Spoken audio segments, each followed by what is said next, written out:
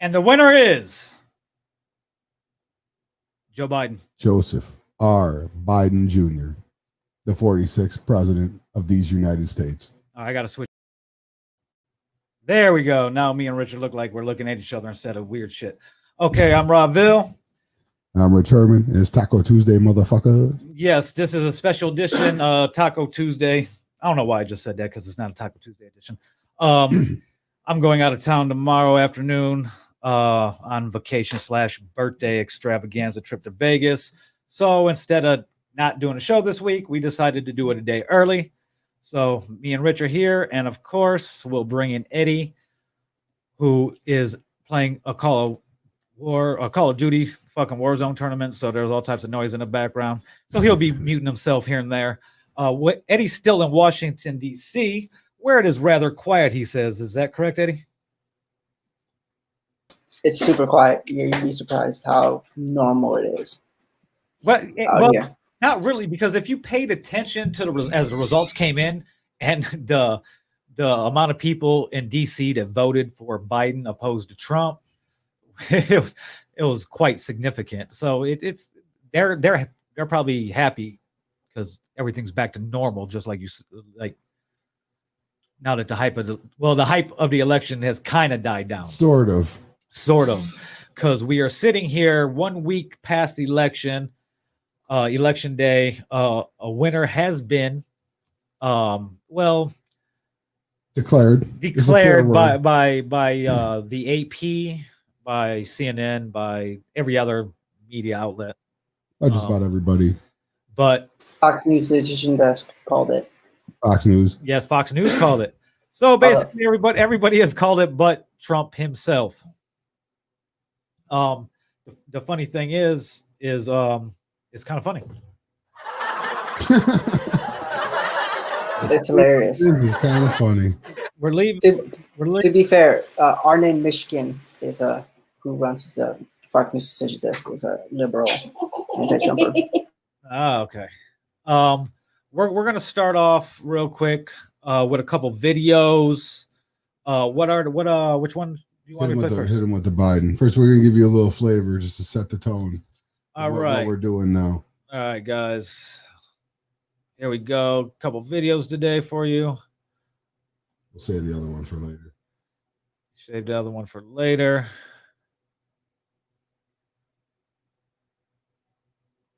Folks, the people of this nation have spoken. They've delivered us a clear victory, a convincing victory, a victory for we the people. We've won with the most votes ever cast for a presidential ticket in the history of the nation. 74 million.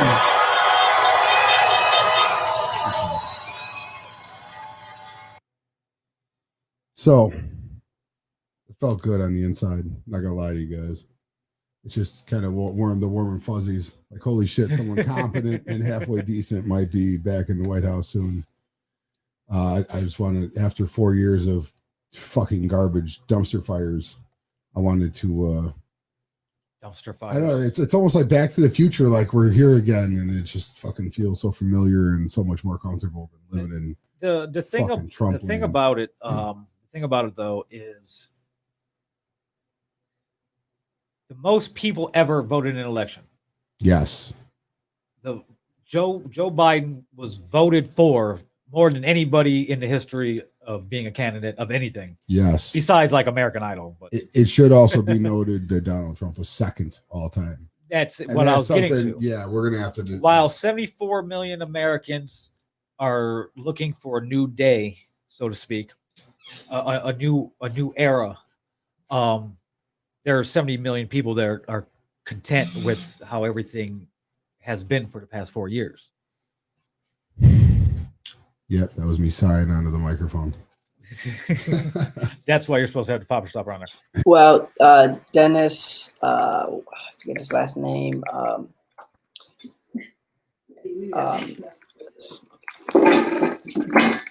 Second. What is it? Come on, you got it. Yeah, I don't have it off the top of my head, but the Dennis, I forget his last name, the black guy who used to write for the smoking section. He had an article on his Substack the other day. And, it's interesting. He said that in the middle of, massive incompetence at a massive level, but also, I mean, look at literal race riots. And, this is the best that white America has to offer to black America, that 73 million people and the majority of white people still voted for this. Like, that's ridiculous to me. Now, are you? What is your take from Biden's win, or do you see it as maybe, like I just said, like maybe a new era? Because even though he's what we're used to as a American president, that being a fucking old ass white man, him having Harris as his vice president just brings a whole new energy to it, I feel.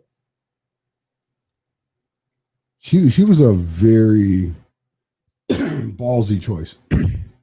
Well, yeah, we were talking about that. Yeah, I mean, the more I get to know her, I'm warming to her a little bit.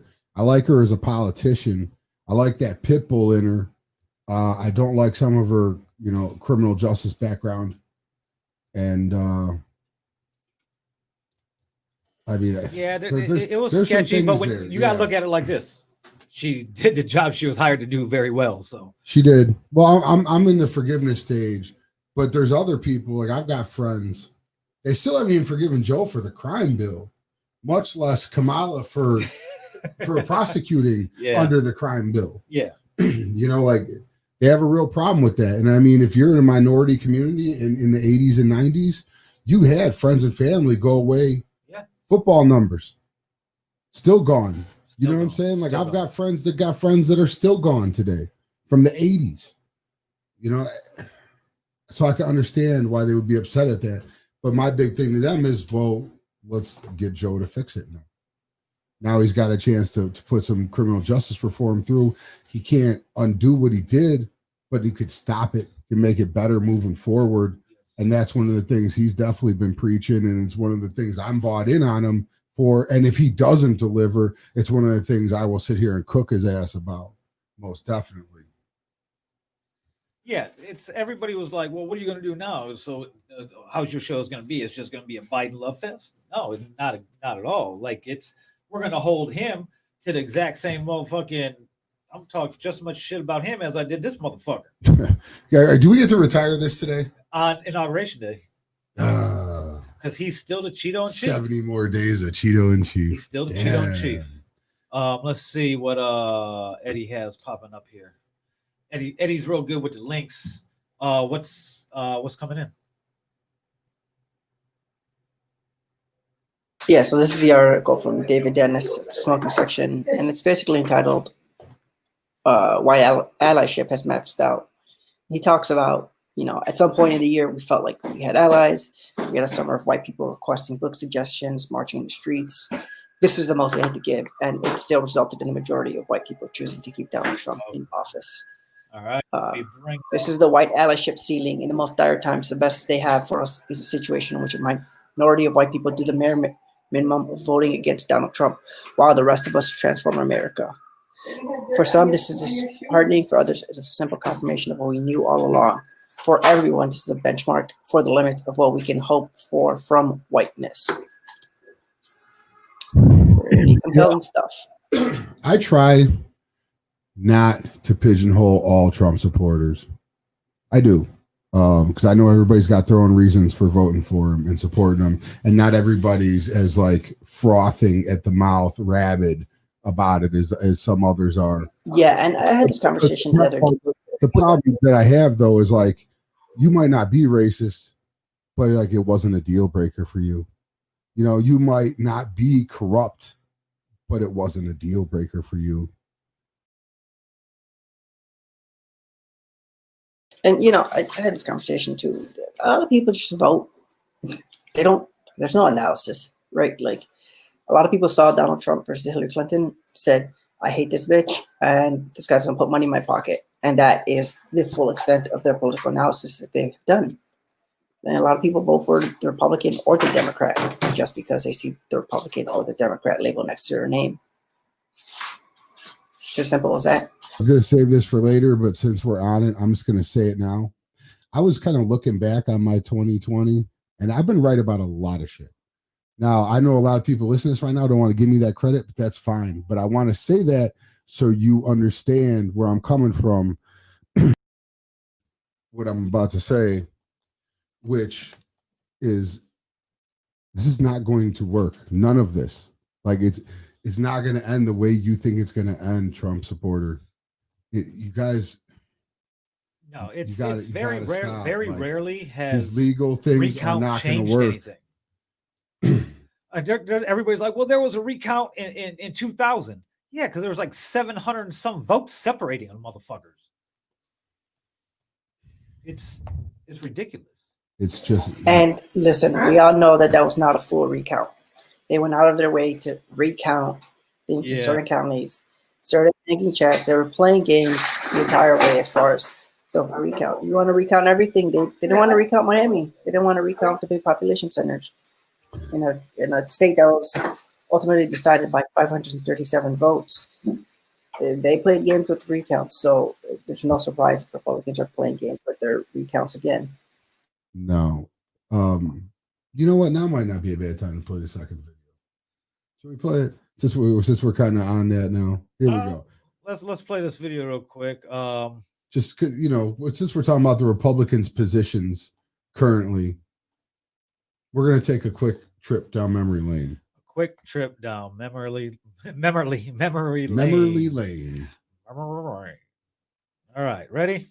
Democrats are being sore losers. They refuse to acknowledge they lost the election. So what do? They cry malfeasance, wrongdoing, criminality, fraud. Democrats, more so than Republicans, seem to have a problem conceding defeat. Either the election system broke down or some mystery votes are hiding somewhere. You have a whole series of Democrats who just said bluntly, if our candidate doesn't win, they stole the election. The Dems just want to make America suffer. It's like losing the World Series and demanding an extra inning a day later. The Democrats are refusing to accept the declared results of the national media. So how do they do this?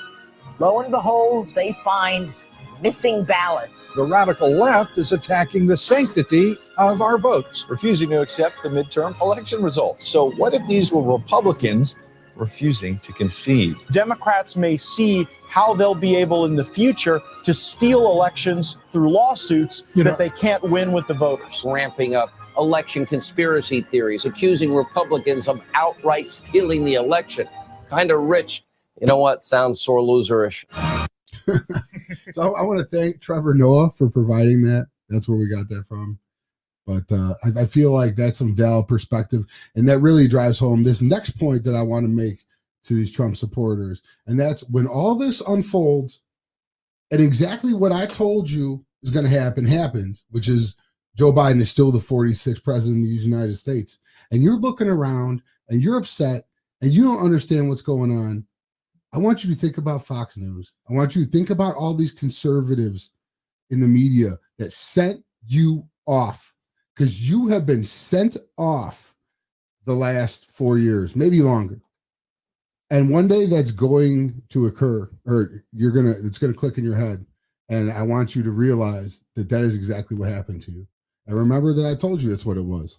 Hey, what up, Paul? That's all I have to say about that. The media has to be held in account. The unfortunate thing is to into his conspiracy theories, will just run these clips through the crazy filter in their head and apply the comments to this. They're fucking insane. And they grasp on every word and with no proof. There's nothing, and there's the reason why everything took so long. Sooner or later, reality is going to smack them in the face. I think it's already beginning. They're still kind of in denial about it, but you can believe all the shit they tell you. When Donald Trump leaves the White House, what is that going to say? If you guys lose the Senate, what is that going to say? All the shit they've been told you, but look at what's happening actually in life. And I'm sure they'll try to spin it in some kind of fucking stupid story, but everybody has their limit of bullshit. And you can only take so much. I just believe that sooner or later, it's gonna hit you in the face, and I just know where to point the finger. You have been misled. Yeah, and to get back to the point, loser. He lost. It's over. He is a cuck. It's over. He's lost. He is not some invincible Superman, literally, that always wins every legal battle, that wins every single argument. He's throwing a tantrum. It's over. He lost. He knows he lost. Everyone is trying to massage his ego because they don't want him to drop a nuclear bomb on Philadelphia. That's it. That's the only reason why we're behaving this way. It's the only reason why we waited 4 days to call the election. Okay, let's be serious about what it is. They waited for 4 days, knowing the decision desk headquarters, the Fox decision desk, everyone knew where the numbers were going. As soon as they saw 2.2 million outstanding mail-in ballots in Philadelphia with a Donald Trump, 600,000 vote lead in Pennsylvania, everyone knew what it was. They were gonna cut 75-80% toward Biden, and he was gonna win by probably 100,000. We knew that on Tuesday. The reason why we waited this long was because of Donald Trump. And honestly, I blame the media in the sense that they chose to be complicit in Donald Trump's psychological warfare on the American people for an extra 3 or 4 days. But that's why it had to go down this way. He chose it this way. And he knows that he lost. That's why he came on TV 3 in the morning, 2:30 in the morning, whatever it was, saying, "Oh, I definitely won." He knows he lost. The data analysis people on his team knew that he was losing. They knew he was going to lose. And it's over. He's lost officially, right? It's done. And it's over. Well, he is not a superhero who always wins. It's over. No, he lost. He's a loser. He's not the perpetual winner that people think he is. And it's over. The Southern District of New York is coming for his money. And if he's lucky, he's going to run to Russia before it happens. But for now, it's over. Europe, aren't they? Doesn't he owe him like $400 million? Different countries, or Deutsche Bank wants him to pay back what he owes right away, and he's not going to have the money for it. Oh my God, dude! I just wish he would do something with some grace and some decency. Well, just once. Yeah, no, it ain't gonna happen. I know.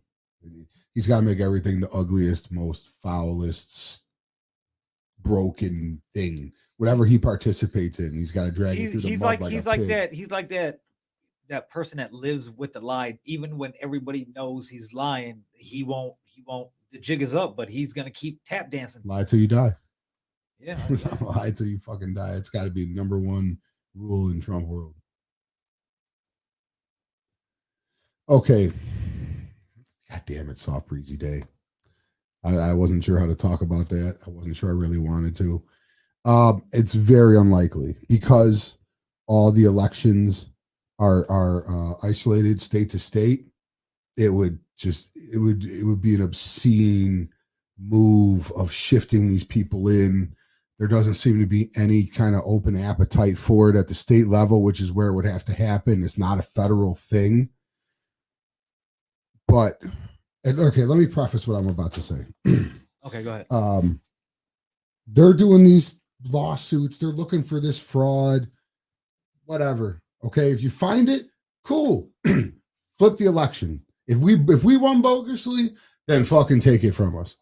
But if you don't find none of that shit, and then you go and you do this faithless elector bullshit, you put some cronies in there, and you flip these key states that overturns this election, we can't coexist together anymore.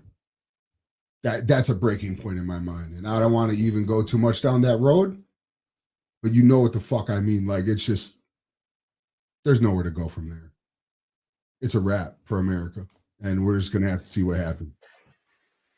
The Republican right. Doom and gloom, but that would be a serious move that would split this country in half.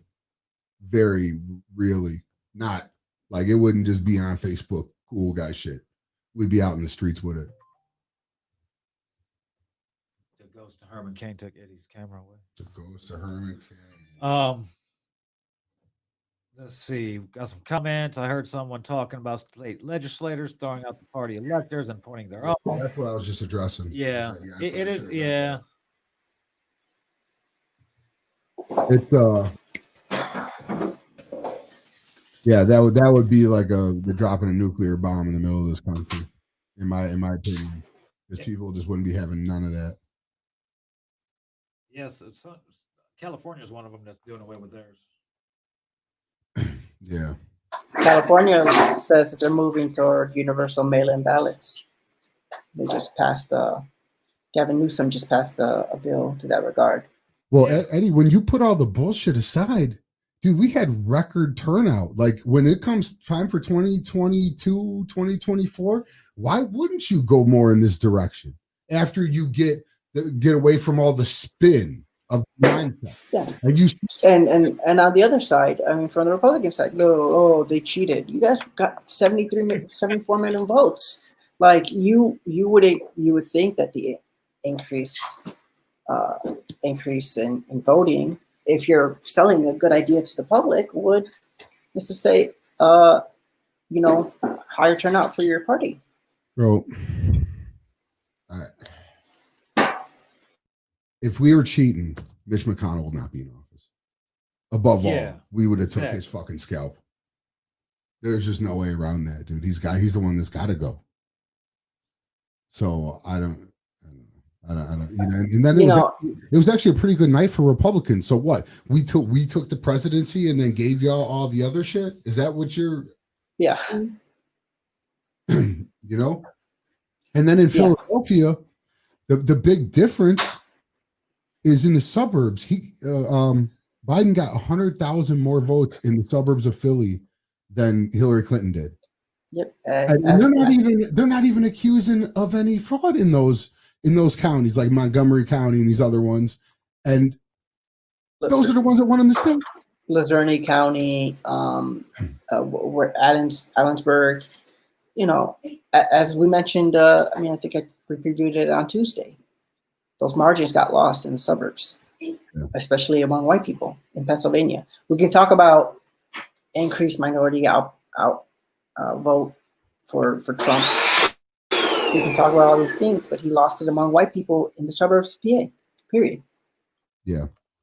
And you know what? The black vote came through for us so big this time.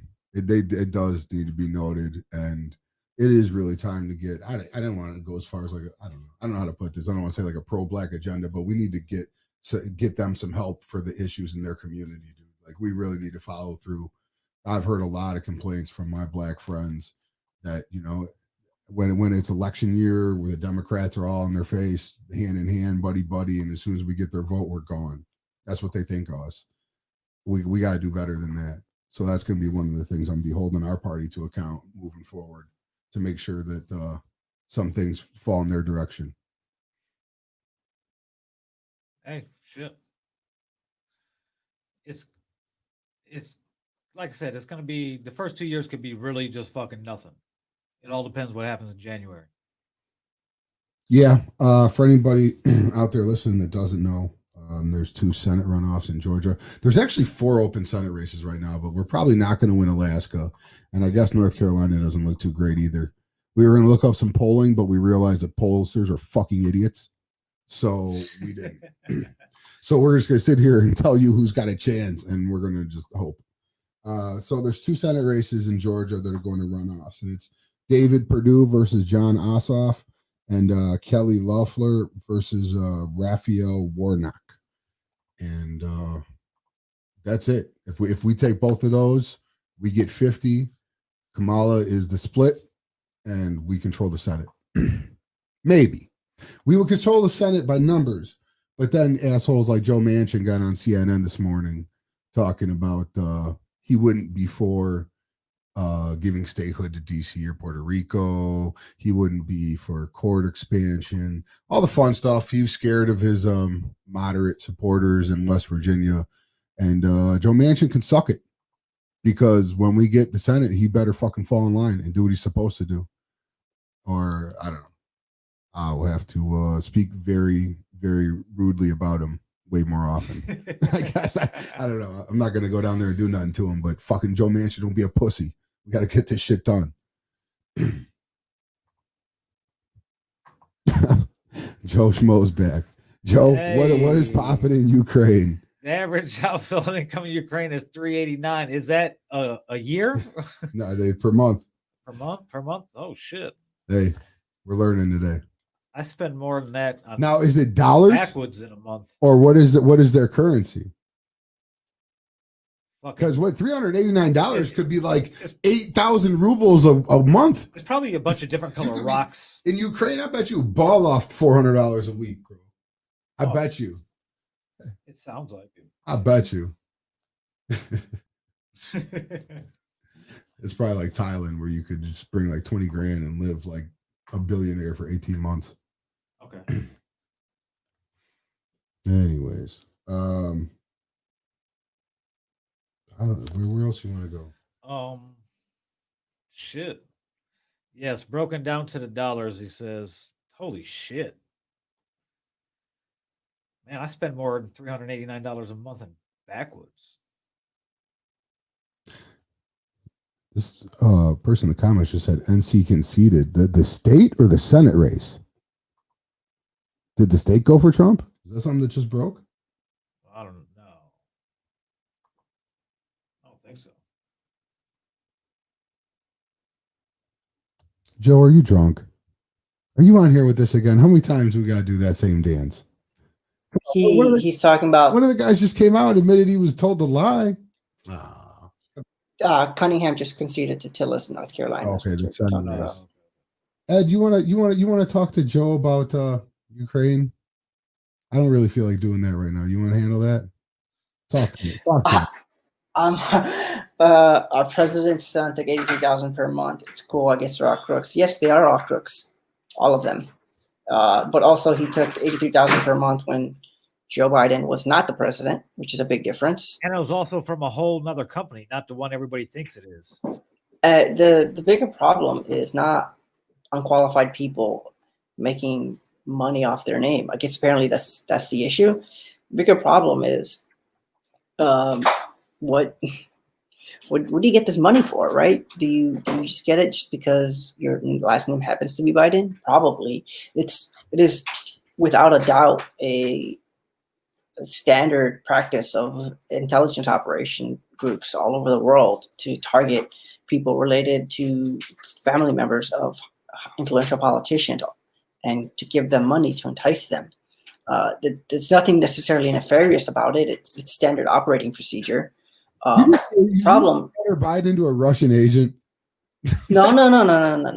The problem is Joe's going crazy. What you're getting for that, right? There's nothing to indicate that that Joe Biden gave anything to anyone in exchange for his son getting all this money.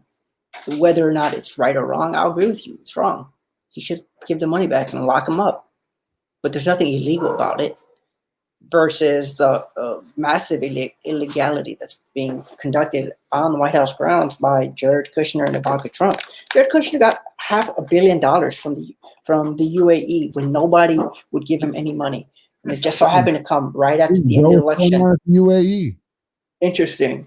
Why can't Hunter Biden take $83,000 a month, but Jared Kushner can take half a billion? Hey, when you tell someone they can't earn, that kind of sounds like socialism to me, Joe. Are you a socialist? Shit. Yeah. Do you see the moral dilemma? $389 a month for average UK citizen, $83 a month for Hunter. Sorry, I just can't support that. Well, hold on.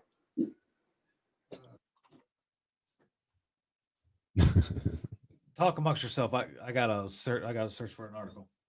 Well, the average Ukrainian makes that a little amount of money due to the massive levels of corruption that have existed in the post-Soviet space after the collapse of the Soviet Union in 1992. This is all predated by the outsourcing of intelligence. This predates the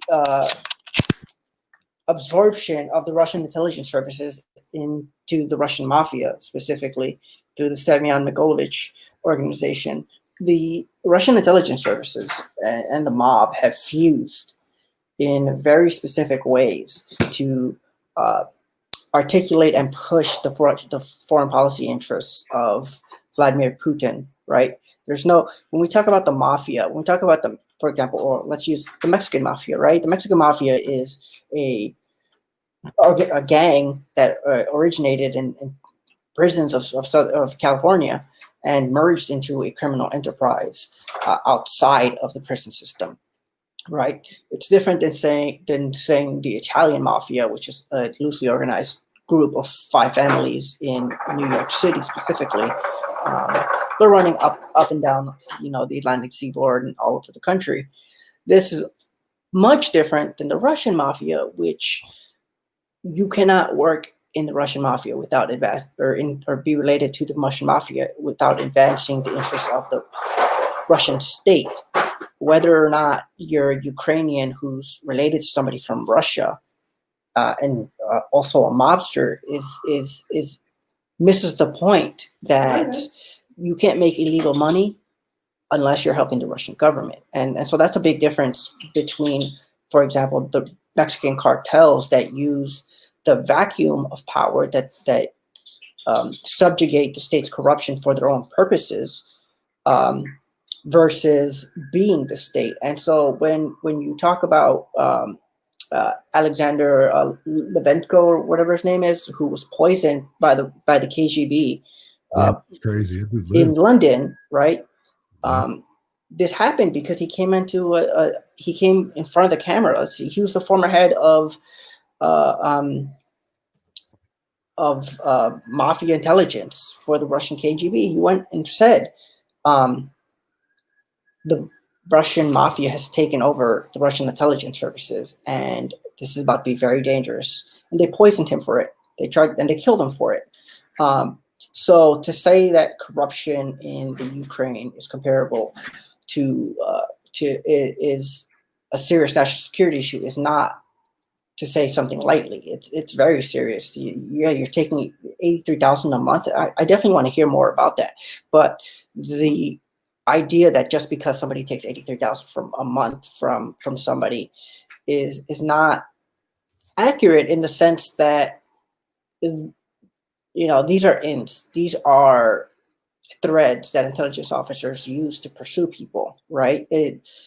Look at look at articles of FBI analysts that have been slowly cultivated by the MSS, the Ministry of State Security in China, for example, and you'll see that money is just part of the operation. It's not everything.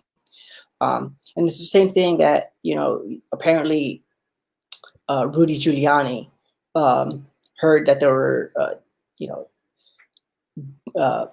Hunter Biden's laptop all these documents were floating around Ukraine for a year before he came to find them.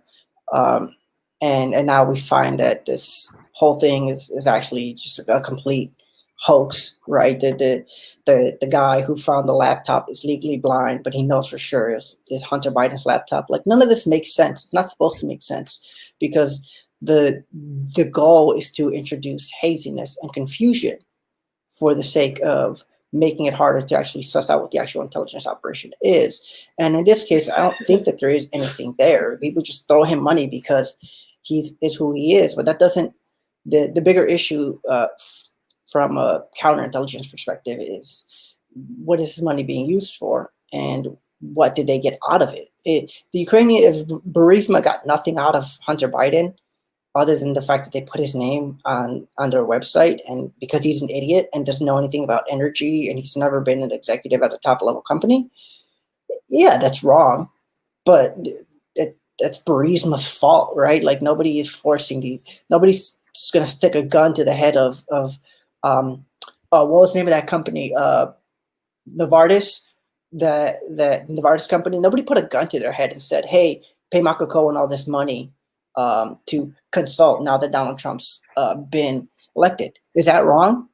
No, it's not wrong in the sense that they're volunteering to give this money away. It's wrong in the sense that it probably it is arguably illegal, the fact that he's not paying his taxes on it, but that's a separate function of the corruption that exists in the sense of we're just trying to get what we get out of whoever's in power. Just because you're close to power, people give you money. And that's the problem with the Trump presidency that we're seeing is we got all these sickles and sycophants who will do anything and suck up anything to anyone just because they know that Donald Trump is a narcissist. And if you throw money his way, he'll give you preferable policy breaks.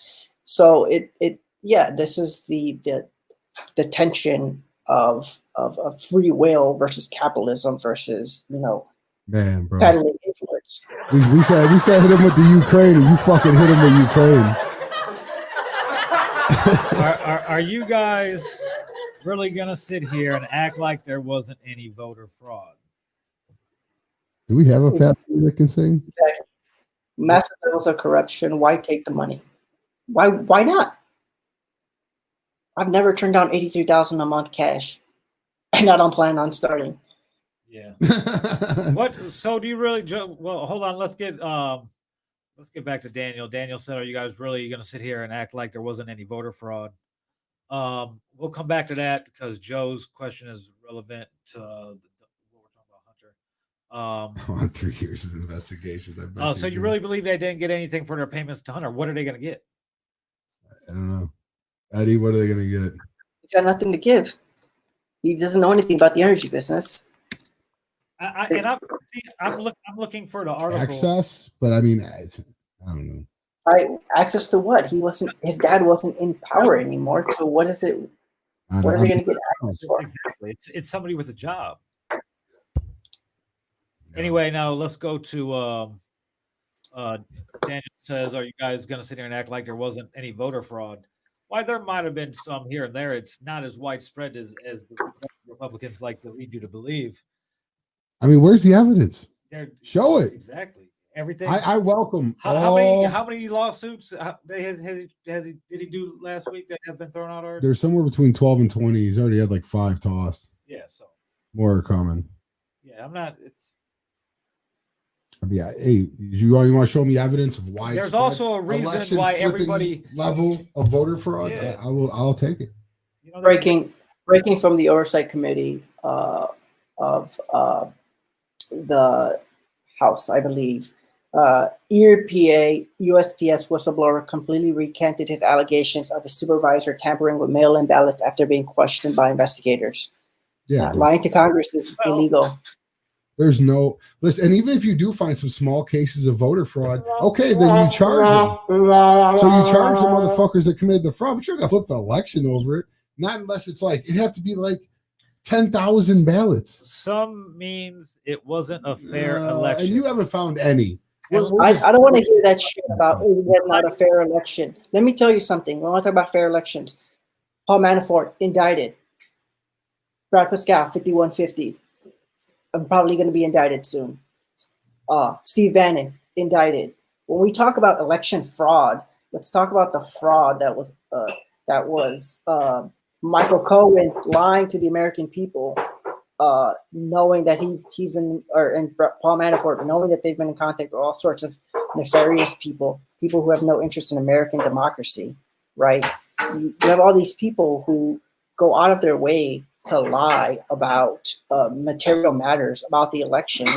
You got these people talking about we never talked to WikiLeaks, we never talked to these people, we didn't talk to that people. Lie after lie after lie. When we talk about election fraud, we're not talking more or less about votes being counted, right? If we can sit down and review every single vote, and I will sit down with you. I will triple count it. I will triple count every single PA by myself. From these results. There's a difference between election fraud in the sense of changing votes, and then there's a difference between injecting misinformation and disinformation into the political discourse for the sake of benefiting one candidate over another. See, there might be some burning though. There might be. I mean, I can't say motherfuckers are gonna be fucking furious. There's not gonna be no flip. There's the election is not going to be flipped. There's a reason why these states took their sweet time counting these votes. They're going through these votes to make sure they were accurate. Now, here's the thing: everybody like, oh, mail-in votes this, mail-in votes that. If the signatures don't match with the database, they get thrown out. Actually, Pennsylvania doesn't even do signature match anymore, and that's one of the contested topics. But people's signature changes, so I don't even fucking care about that, to be honest with you. The switch is coming. The switch is coming. Okay. What are you going to do when it doesn't, Dan? Yeah. We were to the last time I was talking to you, I said, what are you going to do if he loses? And look at you. You can't admit it. And now the switch is coming. What happens when the switch doesn't come? Then what? There is no switch. Then what? There is no switch. I've been telling you, man. You ain't been listening to me all year. You're one of the people I was talking about. I've been telling you, and you don't want to listen, bro. You don't want to hear me. Well, I'm telling you, the election's going to stand. I don't understand why Democrats would burn it all to the ground if they won the election. The guy who looks like he's been trying to burn it all to the ground, even when he won, is Trump. And it's funny because I'm starting to suspect that regardless of what happened in 2016, he still has never accepted the election results. It's convenient that it's a hoax and a fraud when he loses, and it's all perfectly above board when he wins. Yeah, he told you, he's like, either I'm going to win or it's going to be rigged. And you're just buying right into it. Like, defrauding him. They really put. And the only person that's been defrauded is Trump. It's funny because it's not funny. It's not funny. It's sad because this is the future of American democracy, and the idea that you can have hundreds of thousands of people, Republican and Democrat, sitting there watching a volunteer, a fellow American, sit there and count the votes, certify them, and then say, "Oh well, no, this doesn't count." Come on, that's ridiculous. There's people in Chicago. There's people in Chicago who volunteer to be a poll watcher on the Republican side, not because they're Republicans, but because it's the Democratic duty to make sure that Republicans get a fair shot, regardless of whether or not the Democrats are going to win 99% of the time in Illinois. It's their civic duty. Yeah, so in that same sense, it's their civic duty to not contest the results. There's so many safety measures and different things in place in these processes. Like, there's no secret vote, man. Somebody's seeing something. Philly had their shit on a live stream. You could watch it from your house. Like, they make these elections as fair, balanced, as transparent as they can possibly be, while maintaining a level of safety because of COVID. And because of all these crazy people showing up with guns outside of Detroit. And to get back to that point, where did Trump lose Michigan? I'll tell you where he lost Michigan. It's where he lost Pennsylvania. The suburbs. The suburbs. We can talk about the minority vote that came out. We can talk about Latino and Native voters in Arizona. We can talk about Black voters in Georgia. Where he lost the election is where I said he was going to lose the election. In the suburbs among white people. He couldn't afford to lose 5 to 7% of his base. And what did he lose? 5 to 7% of his base. He lost Pennsylvania by 5 points. Well, he got crushed in Michigan. It's a scam. You think Biden? Trump definitely lost Michigan. And as do you guys think Biden's going to be a good president? The president is only as good as the Senate allows him to be. Yeah, I mean, there's other factors there, but I'll tell you this. I will tell you this. If he starts fucking up, we will cook his ass right here for you to watch. I am not going to sit here and blindly dick ride Biden for 4 years. He needs to do what we need him to do. And if he's fucking up, I'll kill him. So I make that promise to you.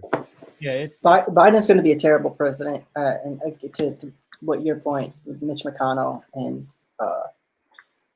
I don't know if that makes him terrible. It could make Senate. Him no, there's going to be no movement anywhere. It seems for whatever reason that the polarization, the polar opposite of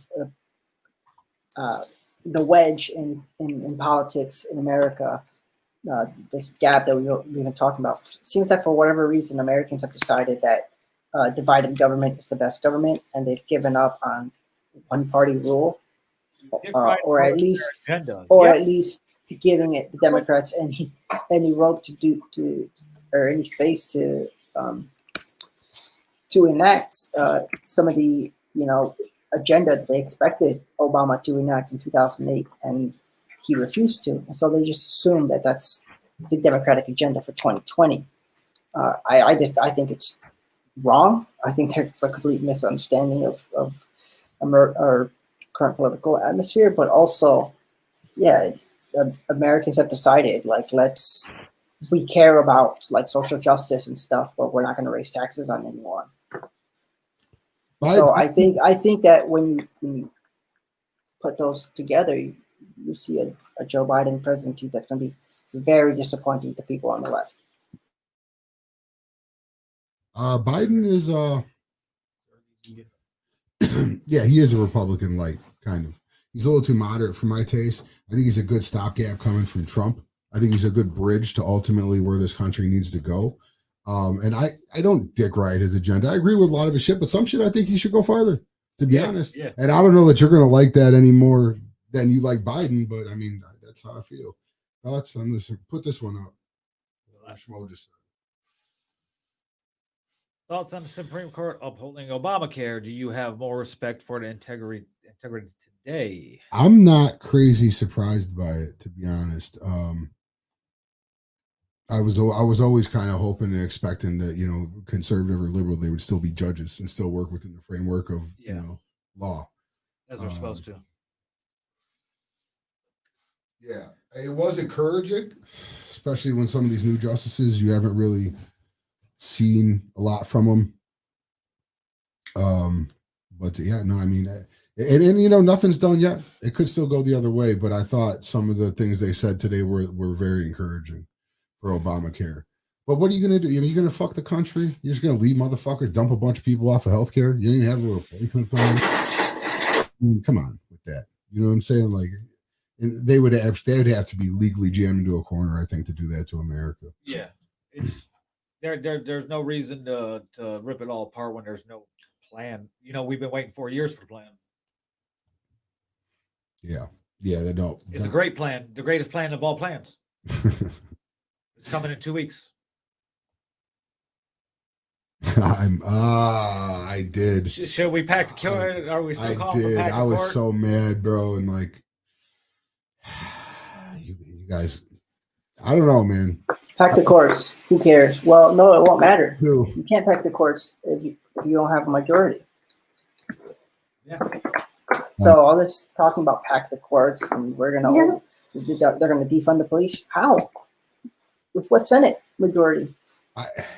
Eddie, here's a question for you. Here's a question for you, Eddie. Did Pelosi promise only one term as Speaker when the House chose her? Do you think she's going to go for it again? I saw someone advocating for her a couple of days ago. She's advocating for herself, and I think she should be a one-term Speaker. Get her out of here. She's a sicko too. Yeah, I agree. Actually, you look at these people like, what's her name? Dianne Feinstein, who's about to be 90.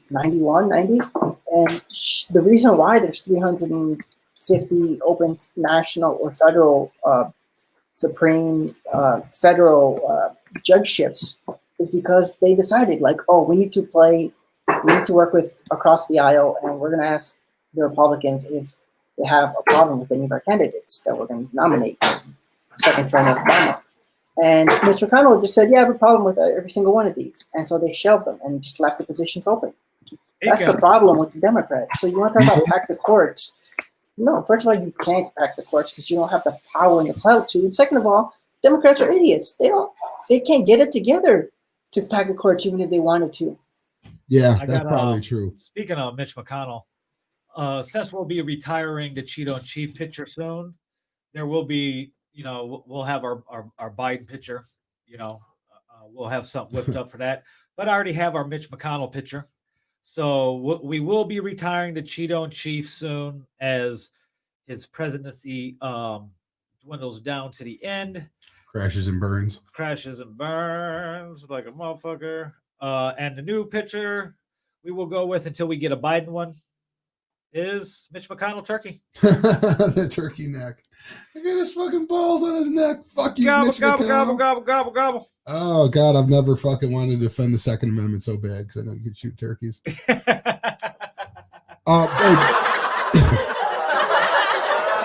Before we move on, though, I would like to throw my 2 cents in on the Pelosi situation. And you know what? I'm actually, in a perfect world, I would want her to step aside badly, but I'm tentative to let her go, knowing Mitch McConnell's on the other side. I don't know if I trust anyone else in our party enough to go toe-to-toe with him. And I feel like we need a big dog there to be his equal.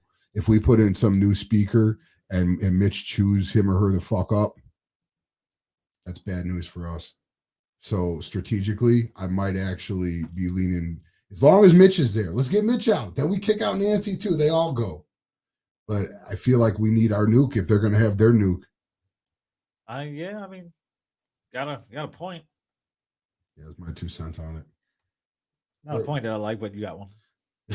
I mean, yeah, trust me, I'm not thrilled about it either. But you don't want Mitch McConnell running roughshod on you, bro.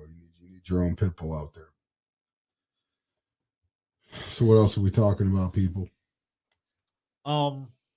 Shit. I'll say this about the Senate as well. We're talking about the runoffs and stuff. It's actually really funny to see the Republicans going after Republican Secretary of State and Republican governor. Bogus. I think it completely underscores something we've talked about, that I'm not going to speak for anyone else who may or may not be watching this. I'm speaking for myself, but it seems that the Republicans have no interest in sharing power at all. That the only legitimate elections that are won by Republicans. See, the fact that Mitch McConnell's talking all that shit, and that's what he's doing. He's talking shit, nothing else. Yeah, you can certify these House races and the Senate races, but not the presidential race. How fucking convenient. But more important to that is that it seems like from everything that we've seen, right, we're not going anywhere. This is all out political warfare, right? It's not about winning anymore. It's not even about winning. It's not about ideas. It's about power. See, and so when I think when you look at it that way, the Democrats are at a disadvantage because they don't know how to play power politics. They don't. No, we're not good at winning, bro. We're not traditionally very good at it. It's because we just won't. Even in Illinois, do this shit, bro. Like Lindsey Graham with fucking Merrick Garland and then Amy Coney Barrett. He just threw his whole self-respect, any credibility he had as a man or a human being. He just threw it out just for the win. Like, they don't give a fuck, bro. They'll sacrifice anything for the W. They will lie to your fucking face. They will be hypocrites. They will change their mind. They will suppress your vote. And it's like, bro, I feel like we're just getting to a point where... And they still lost. I mean, they lost today, but they've won a lot too. Yeah. Like, how do you fuck with the mail? Like, how do you justify fucking with the mail to keep people from voting? I'm not asking that. Like, that's a rhetorical question, but like, right?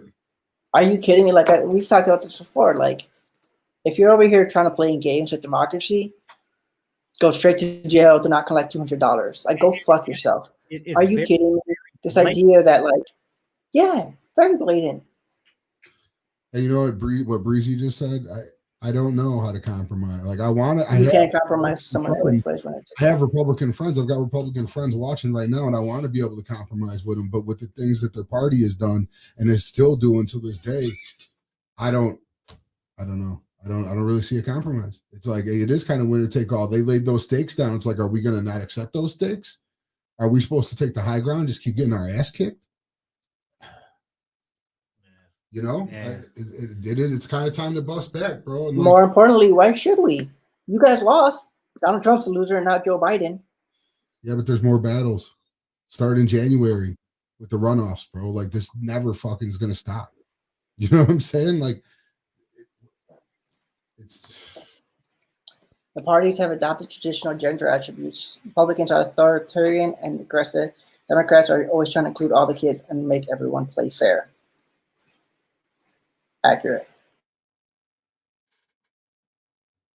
The party, yeah. Well, Joe, it costs us so much money because we're asking them to kick in ridiculous amounts into their pension. They were made by government legislation to cover 75 years of their pension in 7 years. By Mitch McConnell, actually. Yeah, And, like the Senate. they were trying to make the post office go insolvent to sell it off for parts and privatize it because that's what the Republicans do with everything. It gets off the government books, and guess who's going to buy in on it? You know what I'm saying? Like, guess who's going to own that? It's going to be Mitch McConnell FedEx in this bitch. I don't need junk mail 6 times a week. I don't either. But guess what? Somebody pays for that. Somebody has a job printing junk mail. I'm not advocating for Americans to lose their job in a pandemic. No, that's just me being stupid. No, that's exactly what it was. They said you have to fund 75% of your pensions up until 2050. And you need to get it funded within 3 years. It was like they're making like $6 billion a year and paying 8 into the pension. It's fucking crazy. Of course they were going to go insolvent. So man, maybe if our government would get their fucking foot off their necks, it would be all right. But you know what? Also, the post office was never designed. It's a service. It's not designed to fucking make money. No, it's not. It's Exactly. not supposed to be profitable. It's supposed to be something for the people. Yeah, and it's also constitutionally mandated to have a post office. So there's not much we can do about getting rid of it unless we want to override the Constitution, which I don't think we want to. And that's what you want to. Mitch was trying to do. Yeah, you want to override the Constitution for the fucking postal service. That's the thing that they want to do. Of course. Yeah. Man. What the fuck? Big money in it for them. They're fucking idiots. All of them. Like, the people that shaped the laws in this country, like, it's a lot of voting down ticket too. Like, that's why we didn't flip the Senate. You know, a lot of people were tired of Trump and the bullshit, so they voted for Biden, but they still voted for their Republican counterparts. All those down ballot races still got the benefit of 70 million votes. Yes. Yeah. Yes. That is very true. But and there's only going to be recounts in certain places because it only triggered where in one place that he don't got to pay for it. Georgia. Yeah. Georgia, and I think they're looking at Wisconsin. That's it on the recount. That's only 2 states I think I've heard. Yeah. Maybe Arizona when it finishes. I don't know.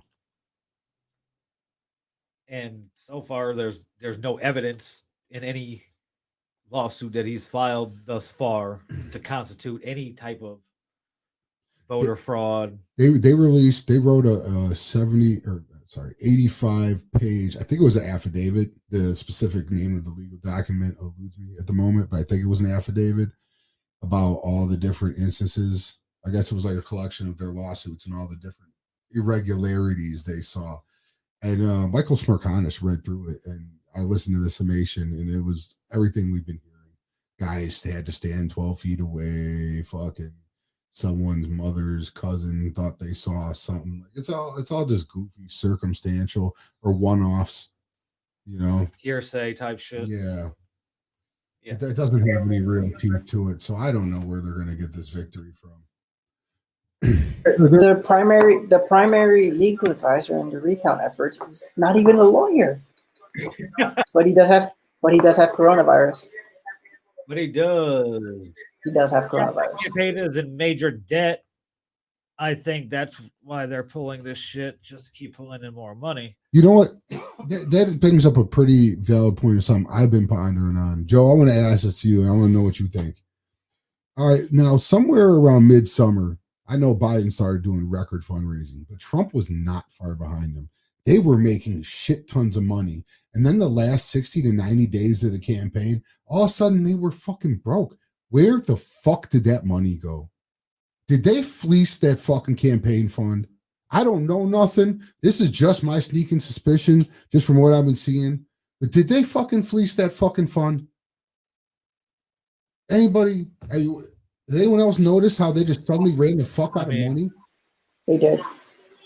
And mainly they were doing rallies and they weren't even paying their bills. I heard the mayor of Phoenix, she was on CNN begging them. They were about to come back for a second rally. They hadn't paid for the first one yet.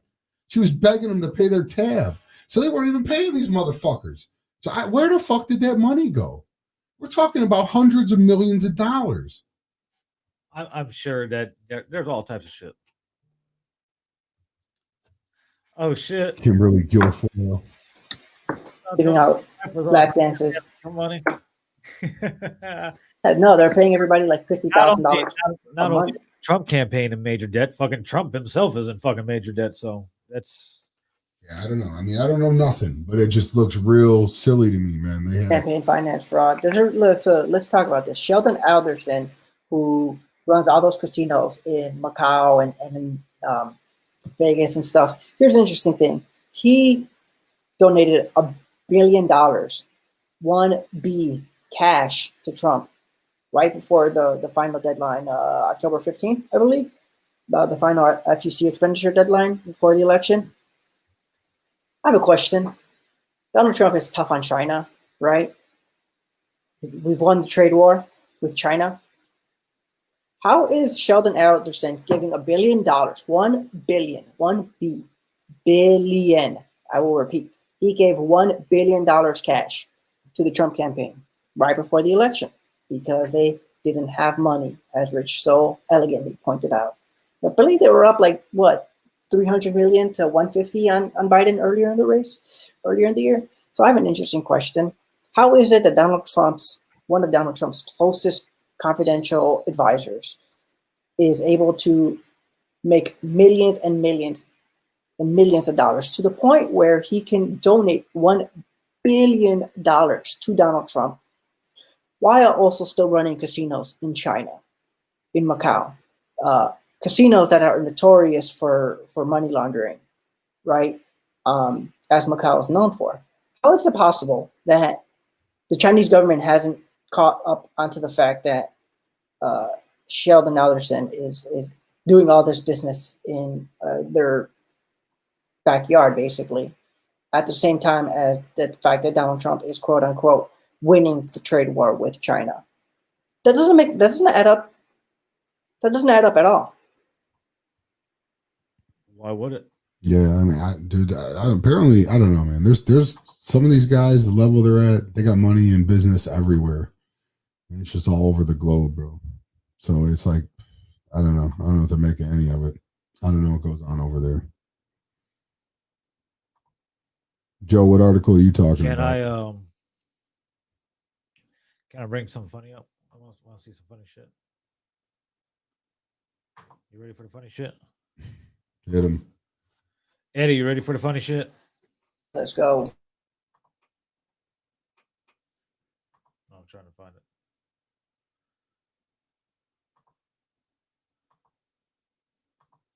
Hold on, it's not letting me share it like I want to share it.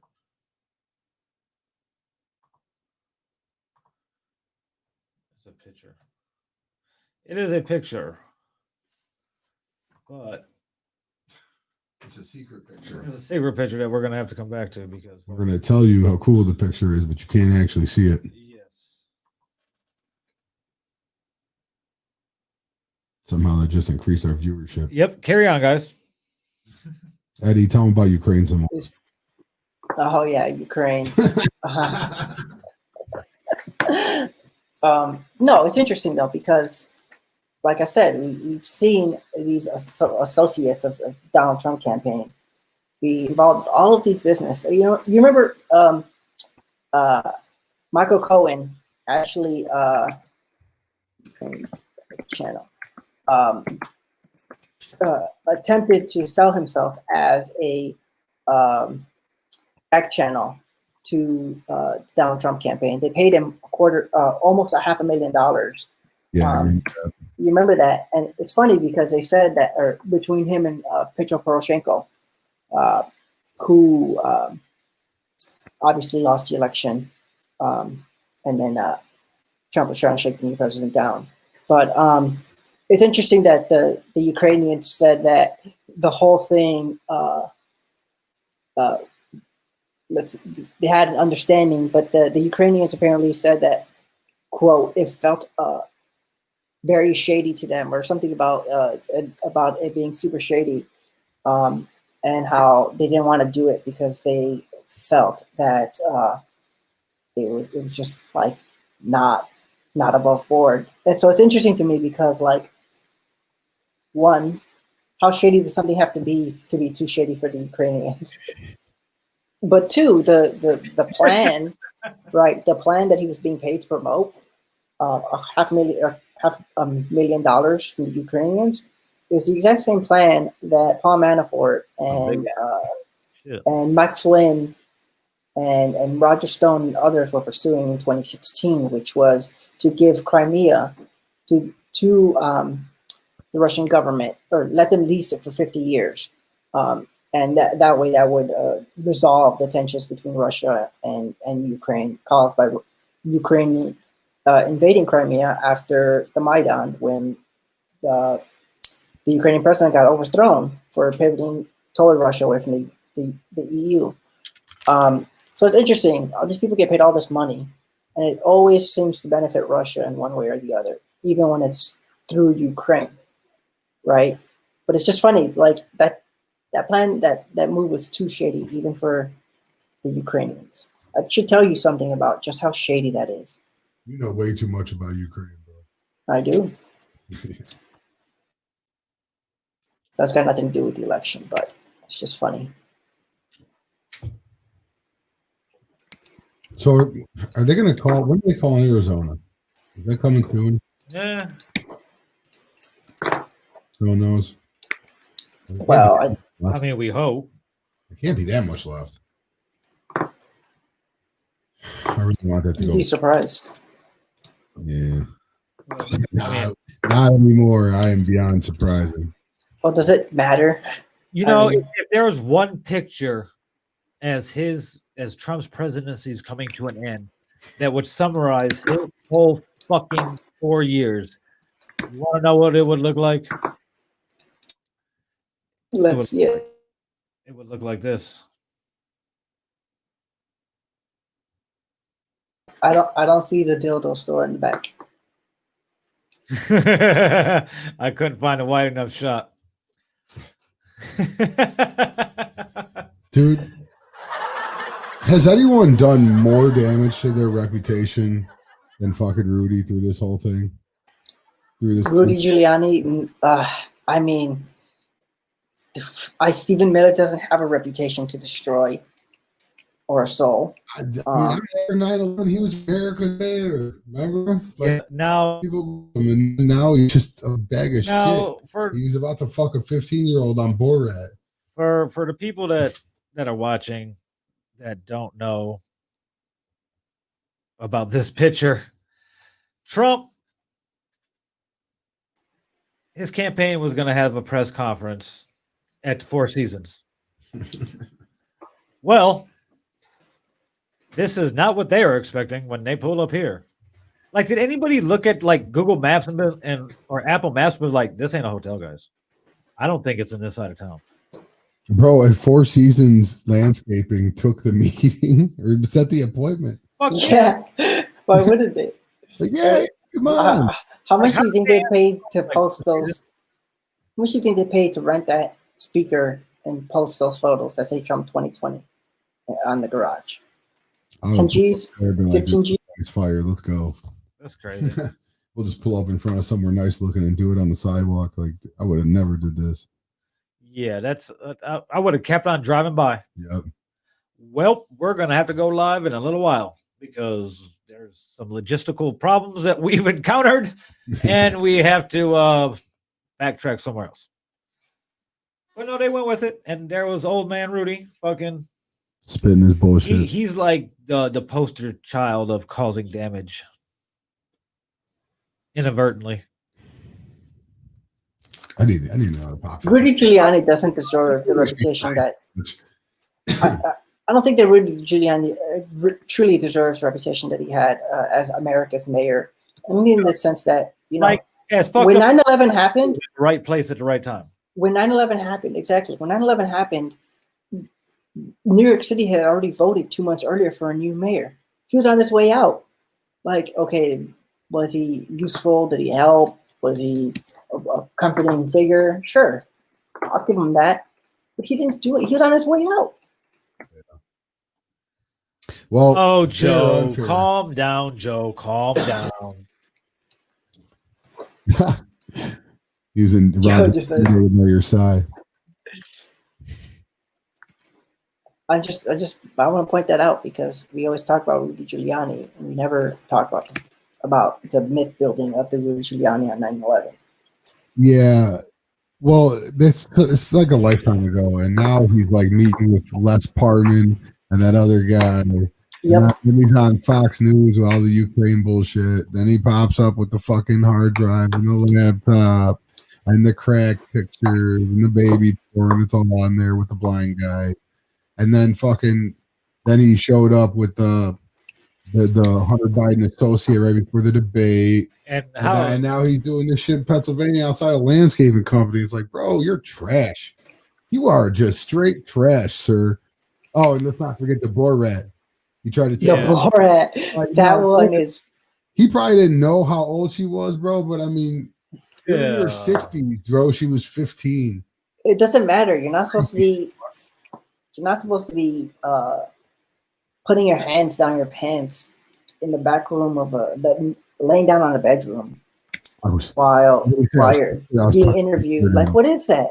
I mean, you have to understand. You have to think that, like, even if everything he was doing was above board, look at how easy it was to roll him.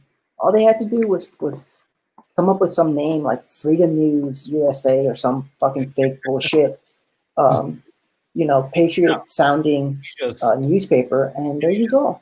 To highlight how biased it is. What? That the Republicans get down on Hunter Biden for his sitting on a Oh, board. dude, I mean, come on. The Donald Trump is Swamp Thing. You know what I'm saying? Like, we could talk about, like, I don't even like to compare. I hate it when people compare him to other politicians. We could talk about other Republicans and other Democrats, and we can compare them. But Donald Trump is like the Emperor Swamp Thing. Like, he is worse than anything that's come before him, and probably will ever come after. There you go. Yeah, like, he's just he's next level dirty, man. Everything he does is fucking corrupt. What do you think next for him after he? I think that's what's so shocking to me is this idea like that Donald Trump is not corrupt. I'm sorry, but that's not baked into the cake that he would lie to. That's a very good point. Yeah. I think the actress is 24, but interviews are never done with no one else in their hotel room. I thought that was Borat's daughter. Did I see that incorrect? No, it's a waitress. It's an actress. Yeah. Who's my favorite current Republican politician? Hold on, briefly. I don't like to give him credit. I'm actually like an amateur mobologist. I will not give Donald Trump that level of credit. No, not at all. My favorite Republican. I have a lot of indictments around him. My favorite Republican politician, Barack Obama. no Republican's ever going to understand that. Yeah. No, I think, like, look, let's be serious about who Barack Obama is. Barack Obama sold himself as a liberal. His economic policy is straight from the conservative University of Chicago, school of policy or of economic policy. There's no way he did what he could with this whole, housing crisis, but they were never going to give money directly to the people. They were always going to bail out the banking industry and leave the people who had gotten screwed holding the bag. I think it's kind of funny when how much vitriol there is for Barack Obama on the right when he's useless. He didn't do anything. He was very much a neoliberal, whatever the conservatives on the right say.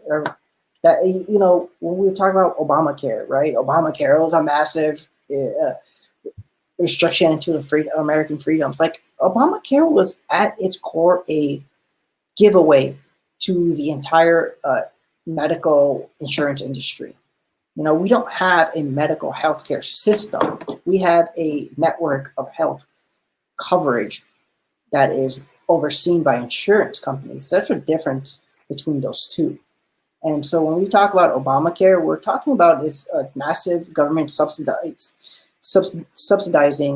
to the private insurance carriers. So Obama did not give us health insurance. No, he gave the health insurance companies a market to sell health insurance to Americans. Now, whether that costs you $50 or $1,500 is a big question, right? And what is affordable to you and what is not, whether or not you should be paying $100 a month for insulin versus 20. I think they're both wrong. But Barack Obama has and always will be a neoliberal, do nothing. He didn't fight. He didn't fight for universal health care. He caved on it immediately. Nobody even challenged him on it. He caved before they even pushed back on it. That's how you know that he is not a true liberal. He tried to work across the aisle, and it hampered a lot of elements of his presidency. He wasted the super majority trying to include Republicans when he shouldn't have. Well, just didn't do anything with them, and they just let him on. Barack Obama's main problem is that he chose to act as if the Republicans on the right were acting in good faith when he knew they weren't. And for the sake of party national unity and trying to be above the fray a little bit, he refused to call them out on it. And guess what? Didn't work. You got nothing you wanted out of it. And the people on the left that were expecting you to abandoned you. Well, my favorite Republican politician currently is Adam Kinzinger. I think I like him. Generally, doesn't bullshit. Get down with the Trumpier aspects of the Republican Party. I like Kasich too, but he's not current. Rob likes Jeb Bush. Low energy Jeb. I'm a Mitt Romney fan. There you go. Mormons for life. No little Marco fans out there? Little Marco. Nah, he's too much of a punk. Oh, there you go, Joe. Joe. Brian got the job I was talking about after the second debate. No more Obamacare for me. Yeah, hit him. Let's hit him with some sound for that. Which one's a good one? Hit him with the. Again with the what's and some applause for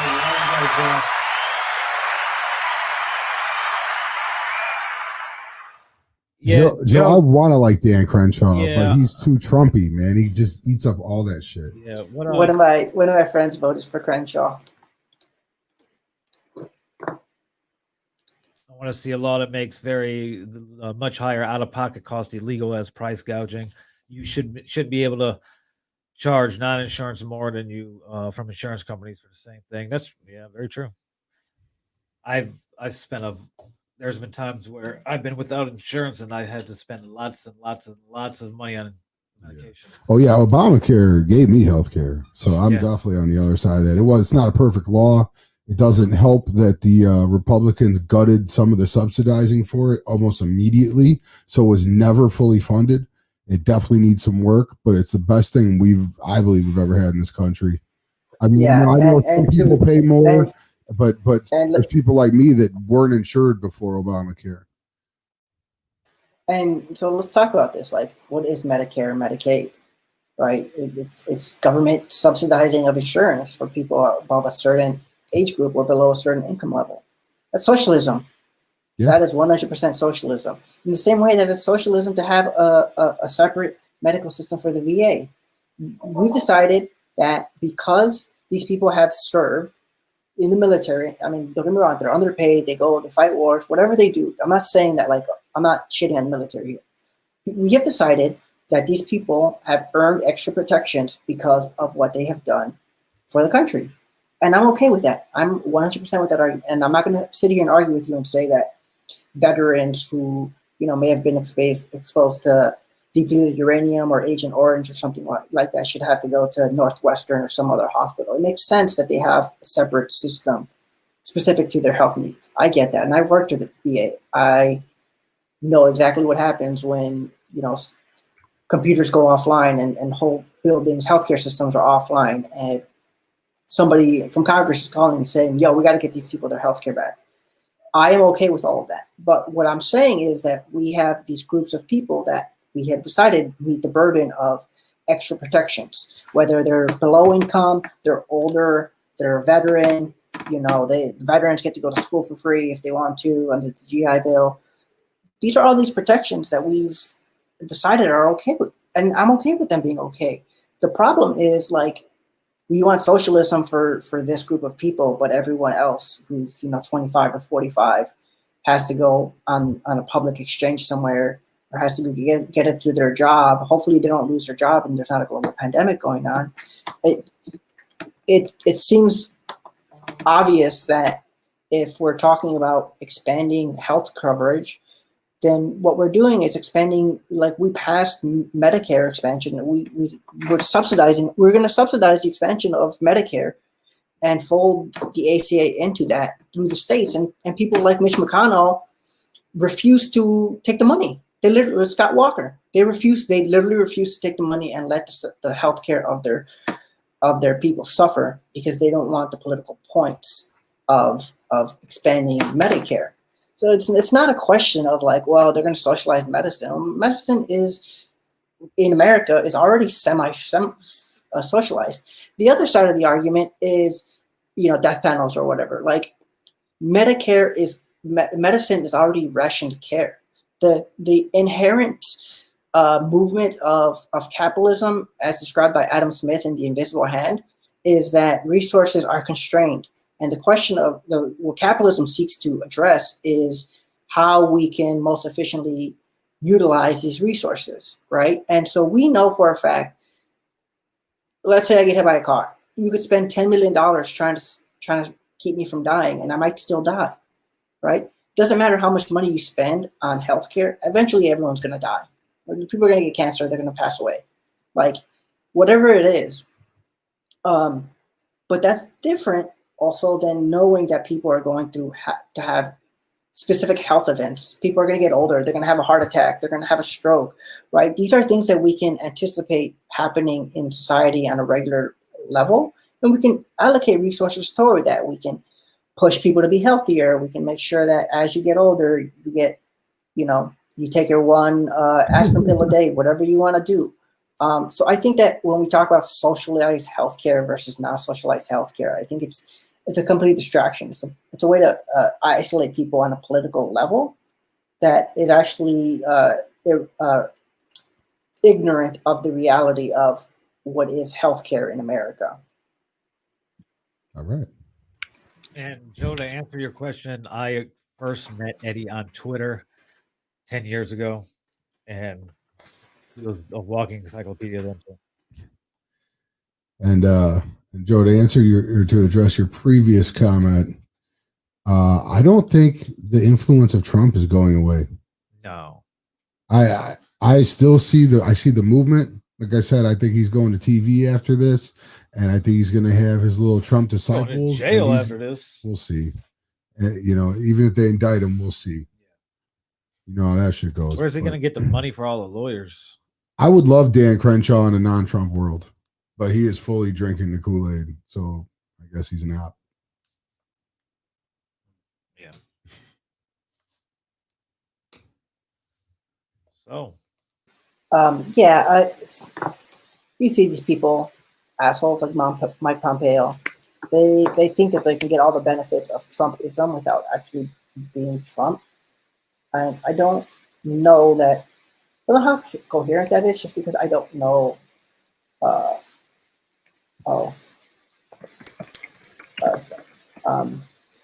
don't think that Trumpism is a coherent political ideology or philosophy.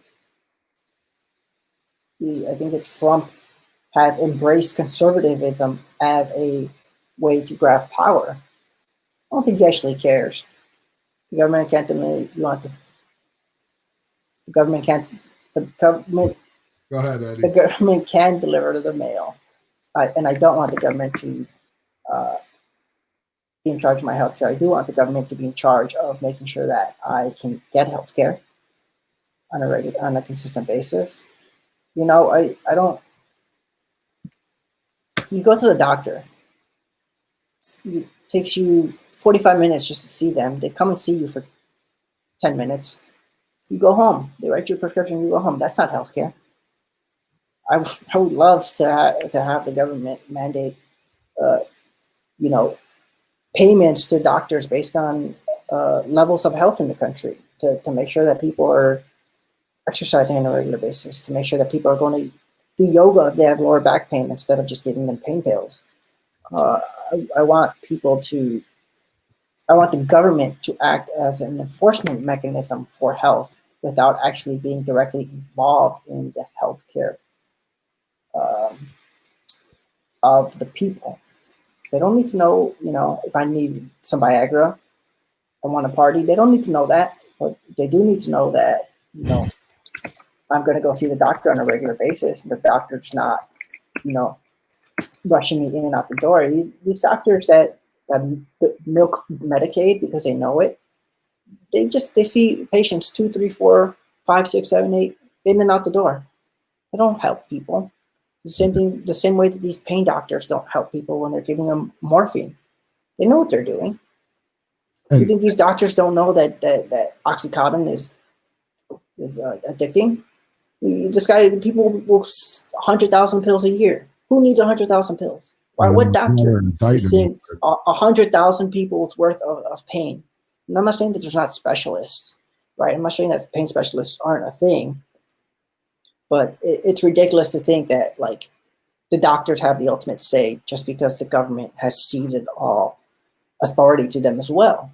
You look at ICD-10, for example, the new the formatting for medical records that the government has passed down, and doctors hate it because of the fact that it's so time consuming. There's so many codes that they need to put in. They spend more time writing up notes about seeing the patients than they actually do seeing the patients. I don't think that's right.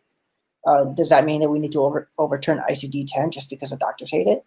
Well, no. It's a more robust framework for analyzing healthcare needs, but yeah, there's definitely tension there, and I think that it's the government's role to without taking over people's healthcare to find the balance.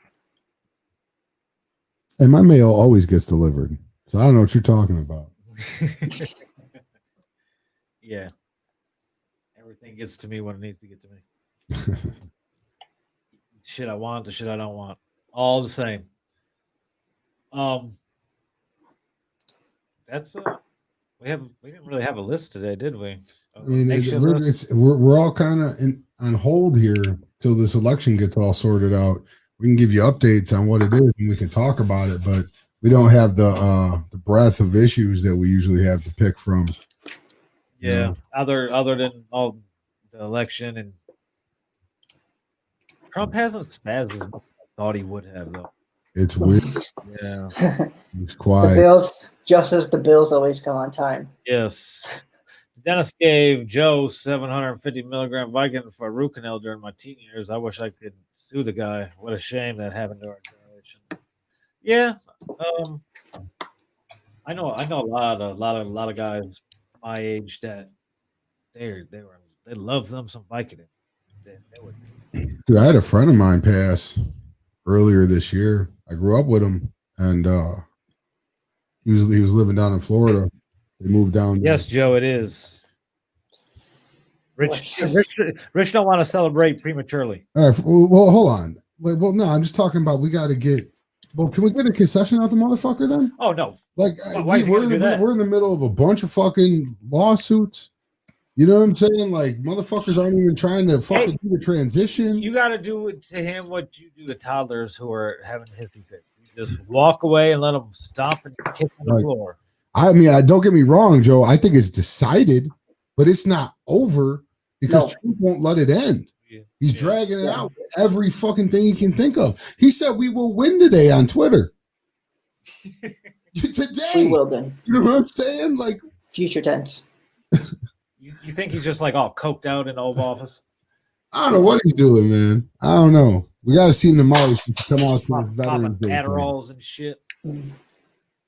He was golfing when Joe Biden became the president. Oh, I bet he had a really shitty game. I would like to see his scorecard. Oh, That's probably one of the worst rounds of his life. he's lost his mind, Joe. That's putting it a real easy and polite way to put it. He I like the theory that he's given himself.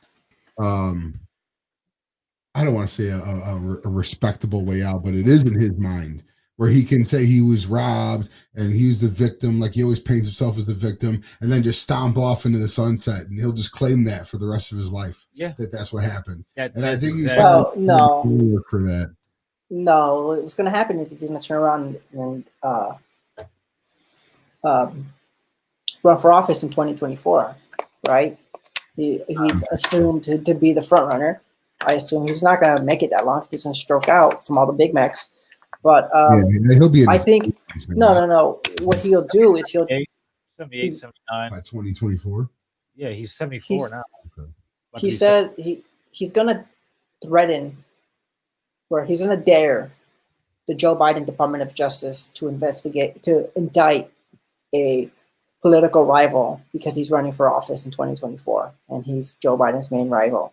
It's the same thing right? It's the play. I can't be indicted if you can't be indicted. That's why they wanted to get Hunter Biden and Clinton, everybody locked up or indicted beforehand. I don't know. Same reason they wanted to get Obama indicted for FISA warrant abuse or whatever it is. They've been telling me 5 years about Obama's indictment. There's even indicted McCabe, and he kind of did do something wrong. Like none of them motherfuckers. The idea is he's going to try to insulate himself from how old is Mitch from power, from being judged by law because of the fact that he's, quote, a political rival. That it would be shocking to the American conscience if the unpolitical Department of Justice indicted a political rival of the president. Problem, of course, Department of Justice has been politicized by Donald Trump. Yeah. Bill Barr just dropped that memo. Was that today? 2 days ago. Telling all the U.S. attorneys to start looking for lawyer fraud to prosecute. And dude, resign. Yeah, and the head of the elections department. He's like, I'm not dealing with this bullshit. Yeah. So it's usually department. It's department policy to let the states handle their own elections until after the election. That's when, if the Fed's got to come in somewhere, they'll do it. But Obama telling them to start now and look for it. But it had no teeth to it, and I don't think anything's going to come of it. No. See, and here's the thing. After clownery. Here's the thing. If Bill Barr, it seems like he is following a standard playbook of being a bureaucratic, he's trying to keep Trump happy. No. He acts in ways that he's building the authoritarian quest for power that Donald Trump is going for, right? So things like playing games with Mike Flynn's court filings, trying to intervene in cases in Roger Stone's case when the case is already over and we're at the sentencing phase, right? Like things that the Department of Justice isn't supposed to be doing, but an authoritarian or somebody who is leading a banana republic, that's stuff that would happen in those types of countries, right? Like Bolivia or Ecuador or Mozambique or something like that. And there's a reason why, and there's a reason for that. It's very clear. Bill Barr used to work for the CIA in the 70s and the 80s. That's his life's work. He's just doing it for Donald Trump this time. That's why it seems like it's so easy for him to put out this bullshit bureaucratic paperwork that says like, oh, we're doing what Donald Trump says. We're going to look at election fraud. Like, there's no teeth behind it. You're right. But it's not about being right. It's about having a predicate to seize more power. That's what this is about. Yeah. Now, because you can turn around and say, look, the Department of Justice agrees with me. Let's move forward with this lawsuit in Pennsylvania. The problem is, as we said before, these elections are not run by any one person. It would require levels of, at the national, state, and local level, hundreds or thousands of people on both sides of a political party in Arizona, Michigan, Georgia, Wisconsin, Pennsylvania.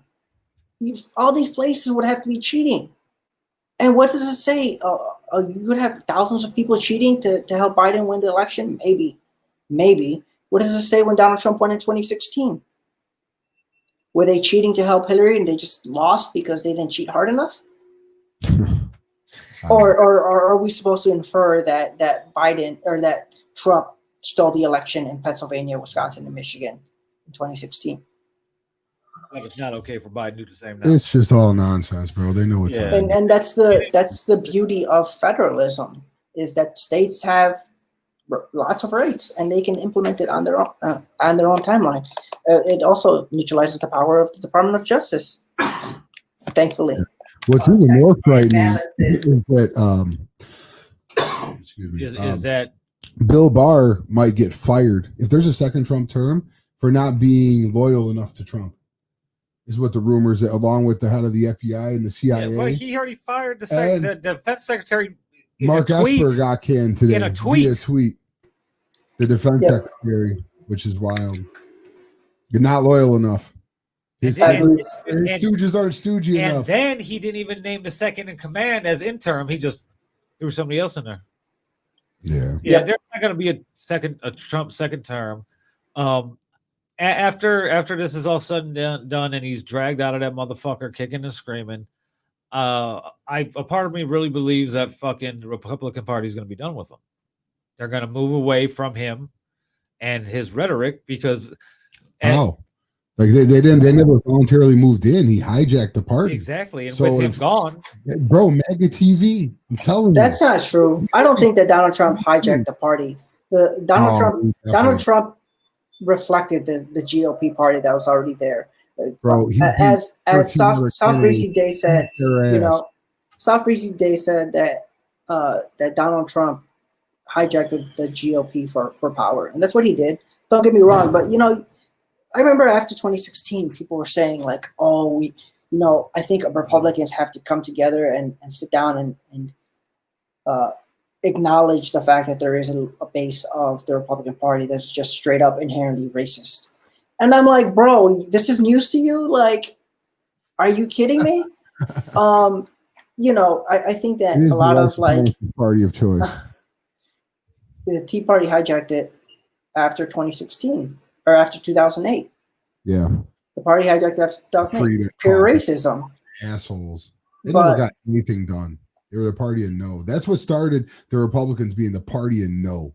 They don't even have plans anymore. They just don't want shit. They literally came out and said Barack Obama will be a one-term president. There was no compromise then. Why should we compromise now? To be the better person, but fuck that kind of. How'd that work out for? That's a lot of votes for the Republicans to lose by walking away from Trump. Well, and again, I don't think they have a choice. I'm telling you, he's going to slide right over to the MAGA channel, and he's going to be the head of the Republican Party from TV. Well, they already did. They lost 5 to 7% of their base in Pennsylvania, which cost them the election. How much of this 23 to 28% of the GOP that supports Trump unequivocally will remain? Probably all of it. But Richard Nixon didn't lose any of his fan base, and he got ran out of office. And he had his supporters all the way up until the day he died. The Republican Party definitely moved past Richard Nixon pretty quickly. I will know that Donald Trump's influence is broke when I see other Republicans stop fucking sucking his dick. Because even to this moment right now, most of the main high-ranking Republicans in the party are sucking his fucking dick still. They're going to until he's out of office. Okay, in 70 days, then I'll know Trump's over. But if they still are pushing his agenda, they're still using his rhetoric. Watch these little Trump clones, bro. I'm telling you, they're coming. Dan Crenshaw is one of them. But there's more, bro. And he's going to sit there on TV next to that channel 27, right next to Fox News, and he's going to fucking be a kingmaker. I'm telling you. Tucker Carlson is the kingmaker of the Republican Party right now. Tucker Carlson. The man who his own employers admitted in a court of law that he wasn't to be taken serious as real news. That's still so funny. So you can't sue him for libel. He's not honestly news. A lot of votes for Republicans to lose. And who cares? The Republicans don't have to have votes. They've already gerrymandered every district in America. Yeah, but look how that. Why do we care about who votes where? What or what margins? When you decide who, when you decide the district to overwhelmingly favor you, and it doesn't matter. You already know you're going to win the race. Doesn't matter if you put in Joe Schmo, if you put in Rich, you can put in Martin Luther King. You could put in Bill Cosby. What was the name of that guy who in North Dakota who died from COVID and won re-election 10 days later? Like, yeah, John Dickface. I don't know. Who are stuns are going to split between corporate and progressives. If they're smart, which they're not, they would adopt populist progressive platform and take the non-racist Trump supporters. Hey, Breezy. I disagree with that. That's not what this election has shown us. This election has shown us that the American voting politic, the body politic, is financially conservative and socially progressive. The problem is the people who are conservatively financial conservatives have no interest. Like people like Mitch McConnell, right? They have the power. They have no interest, and they're never going to push through the progressive agenda. They'll just let the bill die on Mitch McConnell's desk. The Violence Against Women Act has been sitting on Mitch McConnell's desk for 500 something days. It's never going to pass. Why would it? They already got their tax break. They're getting their judges in. Why? Well, who cares about COVID relief? We don't need to give people COVID relief, and we're still holding on to power. That's the naked calculus of politicians in D.C.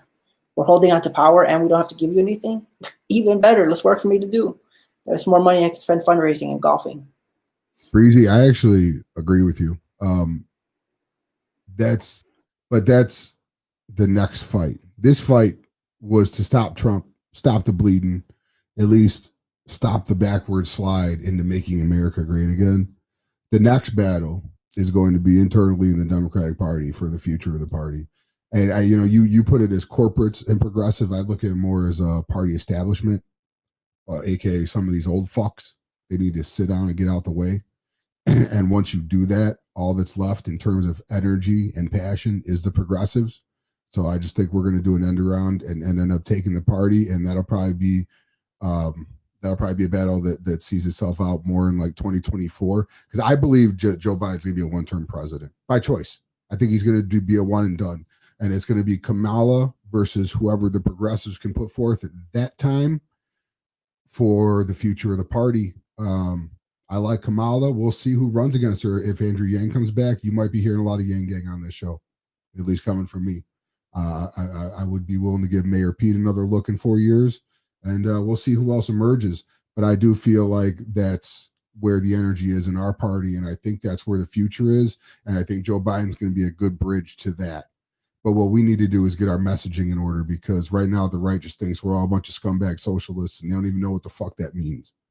So we got to make people more familiar with what we're trying to do and how it would work. And that's all work we're going to be doing these next handful of years.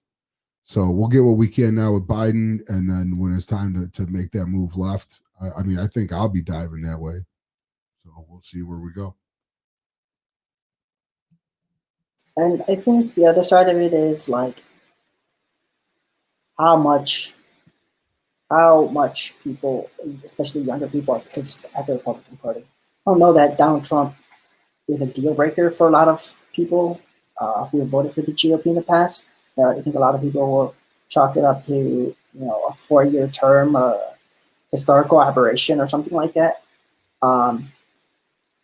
The young voters who came of age watching, in the same way that, and it's true for people who came of age watching Barack Obama, the people who came of age watching Donald Trump as president in the formative years, whether they're 14 or 17 or even 21, those people will never join the Republican Party. They will never vote for a Republican.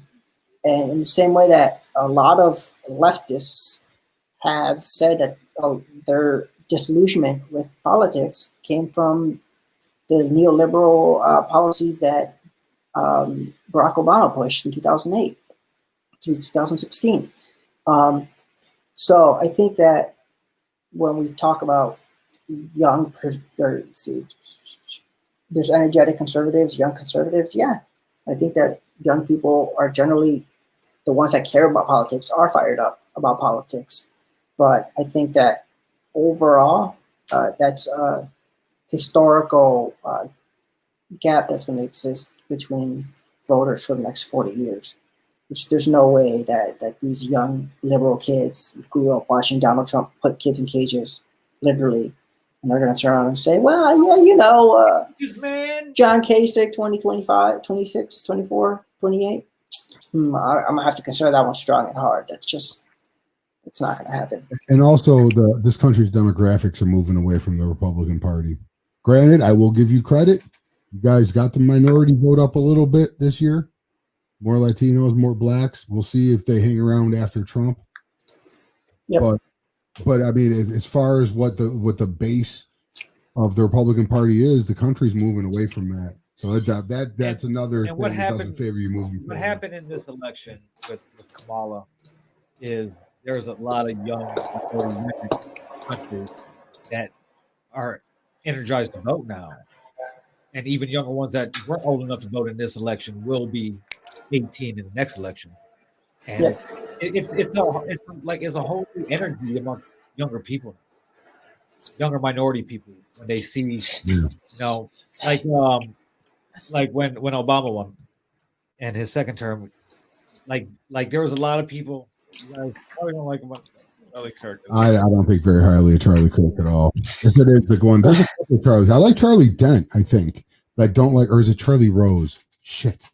There's too many Charlies in the Republican Party. One of them, I think, is a douchebag. It's probably the one you're talking about. Yeah, I mean, and I think like you see the emergence of certain voices in the Donald Trump presidency, like what's his name, Dinesh D'Souza, and like Dan Bongino, even like George Papadopoulos as a political advisor or commentator. I think for a lot of those people who got where they got by talking to the Trump base, I think you're going to see a disconnect between the larger, not in power Republican, electoral bloc versus like the not in power Trump bloc. And I think that people like Charlie Kirk or Dinesh D'Souza, and definitely Dan Bongino, he also has thyroid cancer or something, like throat cancer or something like that. I think those people are going to lose out. I think that we'll see their voices fade more and more. Hey, I root for you at Texas, Breezy. Yeah, it's like every year, every election cycle, they talk about Texas turning. I'm like, man, I'll believe it when I see it. But you guys are pushing. It's coming close. There's, like I said, the younger generation. There's, with the Republican Party being more of upper middle class base and higher. There's a lot of younger kids that are at that low middle class, that low class, and at that poverty and below poverty line, that are fed up with the way they perceive America. The Parkland kids. Exactly. Well, in Florida, kids would be Parkland kids. Oh, that wasn't the only place there were school shootings. Yeah, exactly. But it's just like I said, it's like an energy, like it's from when Obama won in 2008 to when he ran again in 2012. A lot of people that I know, a lot of minorities voted for him in 2012 that never voted before because they felt like he was one of them, so to speak. So, and it's the same thing with these young women now with Kamala, and then and there's this the whole squad. They all got reelected. They did. I like being the party. I like being that party. When it broke the color barrier, with a black president, and broke the gender barrier with a female black president. We ran a female for president. I like being that party. I take pride in that. So just What'd she say? When she moved into Williamson County 20 years ago, Republicans ran unopposed for local elections. This election, Biden won, and down ballots are mixed. Exactly. I was about to ask where that It's was. suburb of Boston, but it's still something that's happening everywhere. And look at Arizona. Yeah. Look at Georgia. Yeah. So some of that, I mean, as we go more progressive, we're going to lose some of that, but we'll see, man. We'll see what happens. 'Cause I still think the progressives got the best ideas. I just think we just need to fucking get them to the people, show them how they're going to work. Yeah, I mean, they got to be delivered by the right candidate. You know, we need somebody with some passion and energy and charisma that people are going to get excited about. Yeah, eventually the minority becomes a majority, and I'm not necessarily here talking by minority because of ethnicity or anything, but minority people that never were interested in politics or never thought to go out and vote and just didn't care. But now it's like a coming of age where they realize that they actually have some sort of power. Yeah. And I think, we talk about this a lot. Like, what do politicians do for us? I think a lot of people have figured out what happens when a politician doesn't do for us and he does for himself. Right. Right. And whether or not, like, that doesn't mean that, like, we're going to get, an anti-Trump come in who's like perfect and he does so much for people and he's so nice and like, whatever. We're not, I'm completely jaded, so that's fine.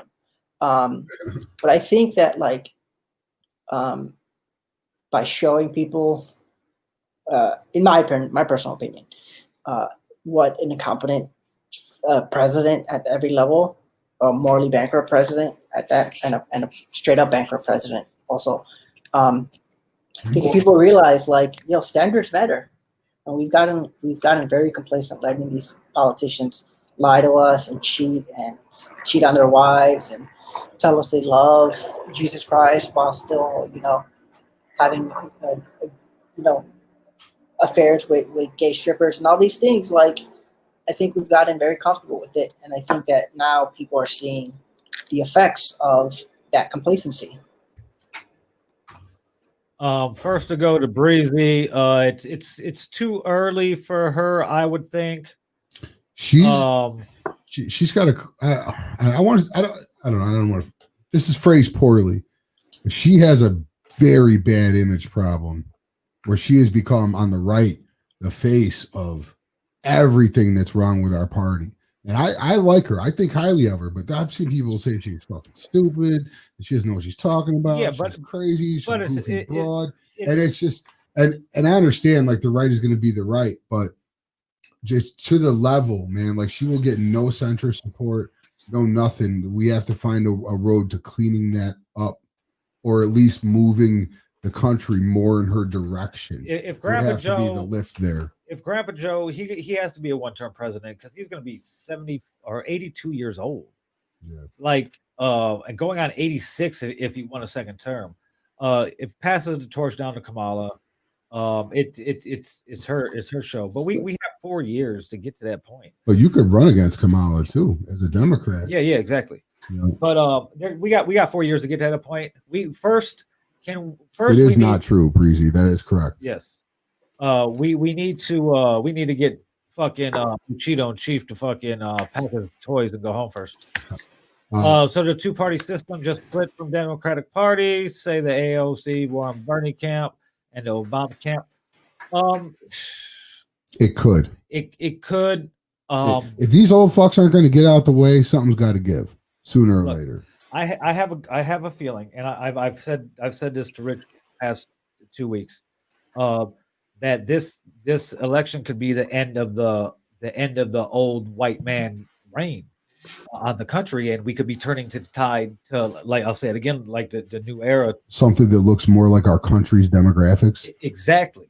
So regardless of what happens in the next 4 years, there's a good chance that the next president is not a fucking 60 or 70-year-old fucking white man again. I want to put an age limit on this. Man, like 60. It should never be older than that. Yeah, ever again. I don't ever want to see it. At 65 should be retirement, dude. I didn't even realize. I knew motherfuckers were old, but I did not know Dianne Feinstein was in her 90s. Look, It yeah, is fucking insane. Go 90s. Aren't you tired? Would you want a soup and a nap? Yes. What are you doing, man? It's Chill crazy. out, yo. Like, okay, you're a legend, man. Go fucking retire, relax. What did you send me, Eddie? No, nothing. He said, "Be right back," and I didn't even see it because. Oh yeah, I stepped away wrong. Yeah, but yeah, it's this country's median age is nowhere near these people who write and shape these and vote these laws into existence that are supposed to be for us, that we're supposed to follow and all that. It's very archaic. It's something we need to move past, and I do have a feeling that this is the start of it. Yeah, absolutely. I mean, but there's still more. They're still gripping on to power, though. That's the problem. And this is a both party issue. We have these characters. Well, yeah, would you? Parties. No, motherfucker. Well, I don't know if I was like 80. I might just want to go chill out. I made millions. I did all this shit. What am I doing? Making more. You know, go get me a nice little young blonde call girl, 25, 26. They already have that, and it's not like they work. And go. It's not a hard job. Ah, man, I don't know. You got. Well, listen. You know what happens when old people don't want to get the fuck out the way, bro. You gotta let the youngins have their. They gotta die. It's our time, man. They gotta die. Yeah, if you're a young lion, you gotta go. Get out of office. Like they could get pushed out. They could get pushed. No, they're out. gonna die. That's how it ends usually with these old people, and it's always some backcountry ass places too. It's crazy. Like McConnell, like what is the median income of what he represents? I've got a median income for you. $10,700. That's how much each citizen in Kentucky gets of government money on average. Oh, good. A year. Yeah. He gets more government bucks per capita than any other state. Yeah, he also gets a bunch of money from Russian oligarchs to invest in Kentucky coal steel mines. But here's the thing. She says retire them all by 70 at the latest. How exactly do you want us to retire them? Because we're bordering on. I don't want the Secret Service to come knock on my door, but I will definitely help retire them. Yeah, we need people with tech knowledge. We are in silent wars, and the internet and security is a huge problem.